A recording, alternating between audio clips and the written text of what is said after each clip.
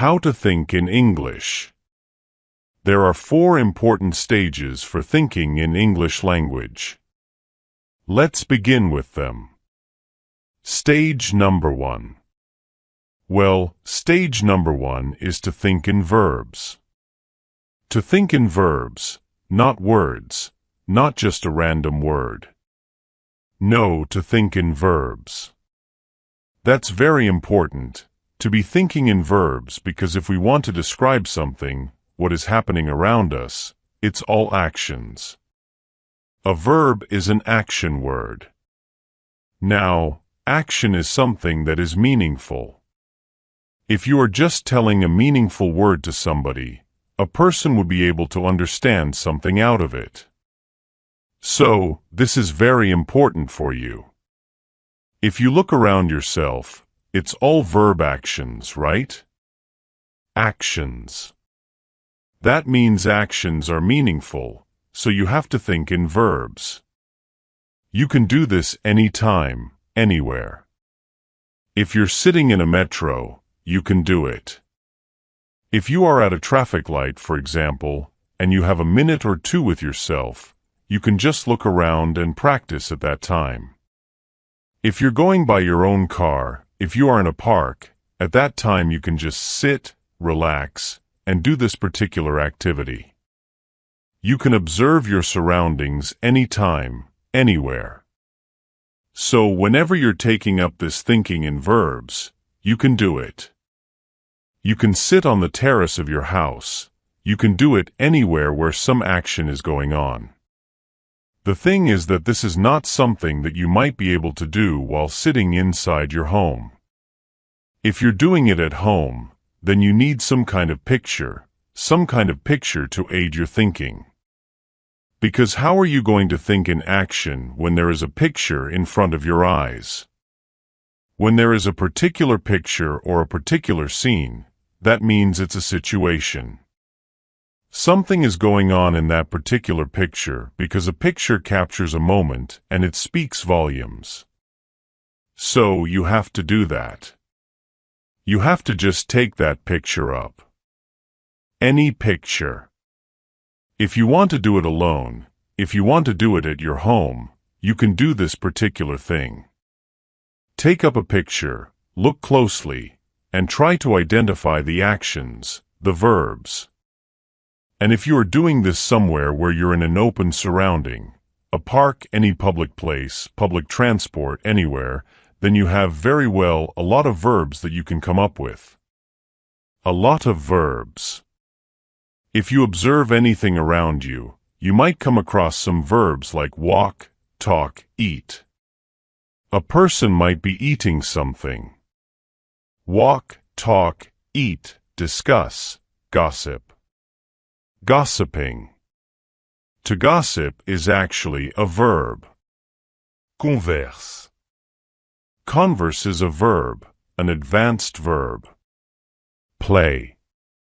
Children might be playing. Play. To sell, buy.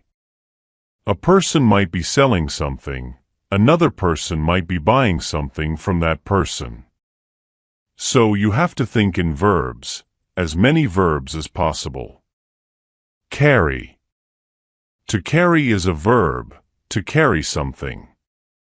A person might be carrying something from somewhere to somewhere. That means carry. Check. To check. Some person might be checking out something. Talk. Text. To text somebody. Texting. Text. Talk. Read. A person might be reading. Sing. Listen. There are so many things going on around, so much that you can describe using just verbs. So, you have to think in verbs. Think about all the actions that are going on around. If someone is waving a goodbye to somebody, you can say wave. To wave. To wave is a verb. Waving. If a person is running, run. Up. Children might hop, right? Somewhere, they just start hopping here and there. So hop. To walk, to run, to play, to discuss. There are so many verbs you can use, so you have to think in verbs. Action words, the verbs. That's very important, and this is stage number 1. Now, stage number 2. Stage number 2 is to think in nouns. That means naming words, words that name something. You have to think in nouns because if you look at it, when you're forming any sentence, you are actually talking about something in that particular sentence. You always have a subject, that means a noun, a naming word. So nouns are very important, and if you can just point out nouns all around you in English, that means half of your work is already done. Because you have already thought in verbs, the actions which are going on around, that means the next steps, which we are going to come to stage number 3 and 4, are going to be really easy for you. Really easy. Now, in stage number 2, you have to think in nouns. Look closely around yourself. What all nouns can you actually point out? For example, right now in my surroundings, the nouns that I can see are journal, table, laptop, or I can say MacBook. Laptop is going to be a common noun. MacBook is going to be its proper noun because this particular laptop is a MacBook, right? So, MacBook. Okay. I can say camera. I can say microphone. I'm having a microphone here. Microphone. Ring. Books. Bookshelf. Flowers. Flower pot. As many nouns as you can, you have to name all the objects. All the objects. Light. There are lights behind me. Light. So, I can name as many objects as I want. Chair. I'm sitting on a chair, so chair. As many objects as you can name, you have to name them. Wristwatch. So, as soon as I'm coming up with a new noun, because now the process has begun in my mind, I'm just adding it. I keep on adding things to the particular list, and that is how you are going to do it too. Add things to that list. Think in nouns. Think about everything that is there around you. Okay, so you can say a girl, a boy, 2 girls. You can say children. Think about that too. Think about it. That's okay, that's very common, right? But think about them.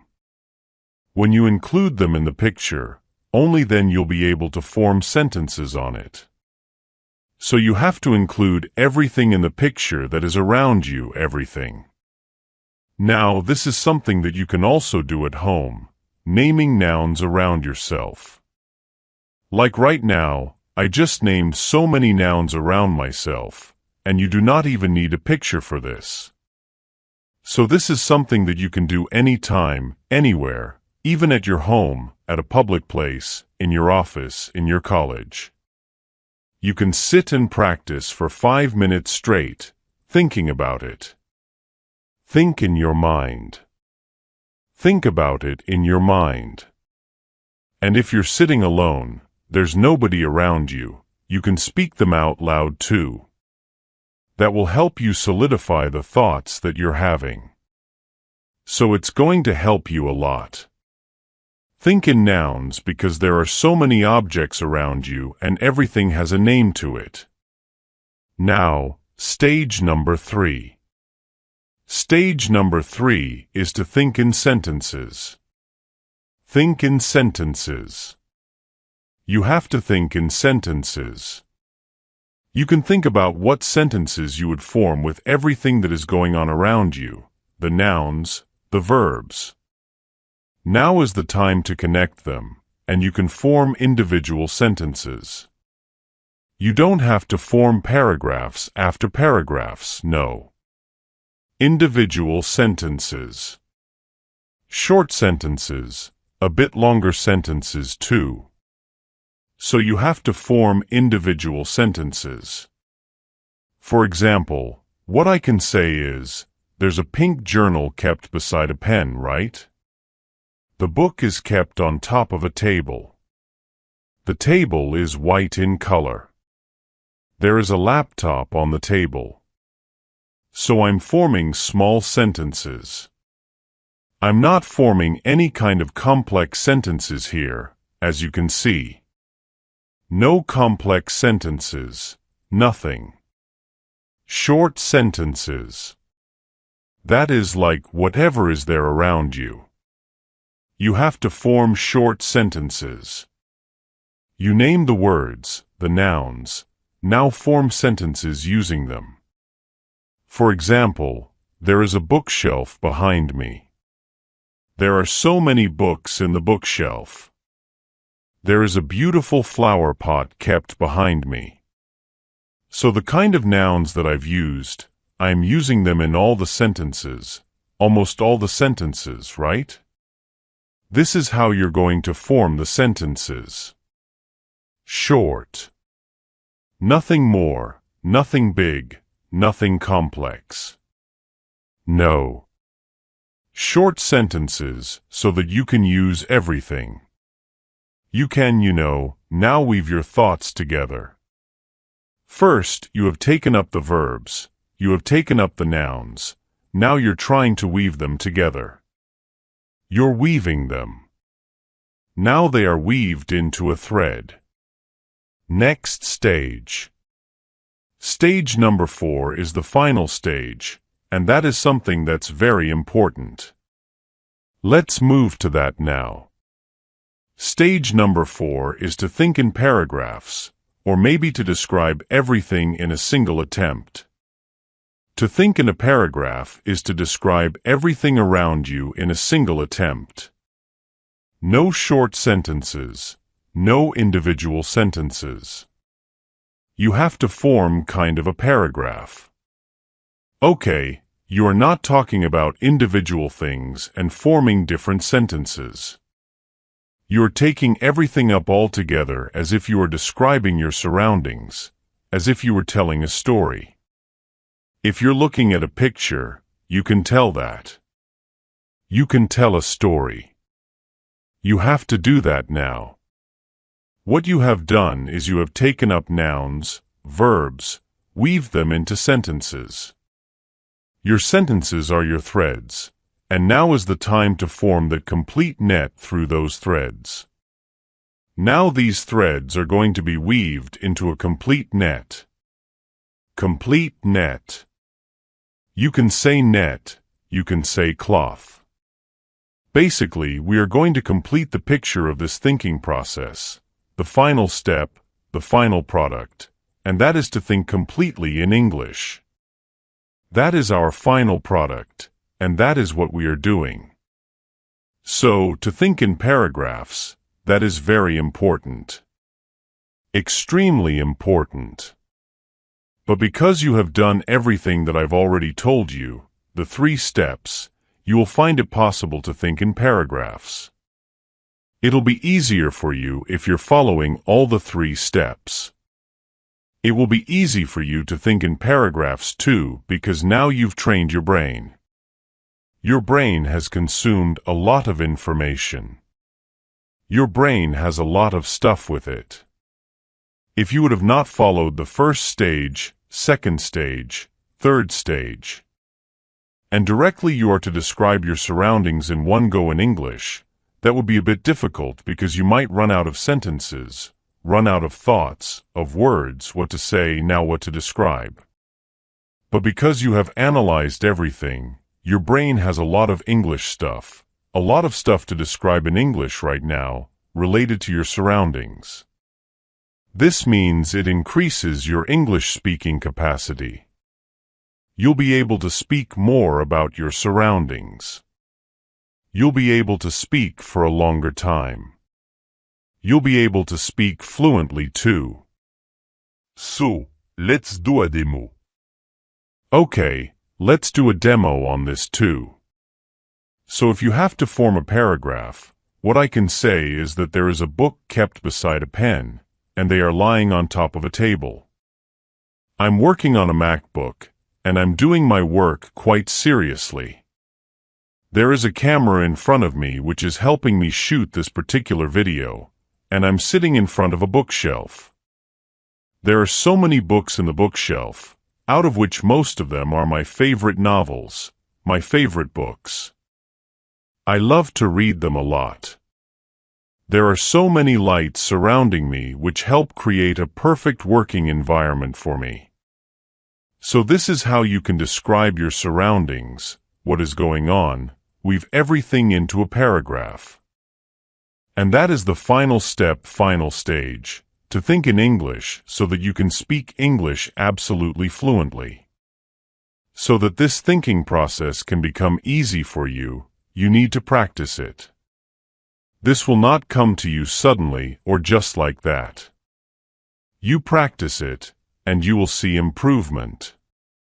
So if you practice, you'll see improvement, you'll see progress. And that is what we want to achieve, to be able to do it naturally. So in order to do it naturally, first you have to make efforts.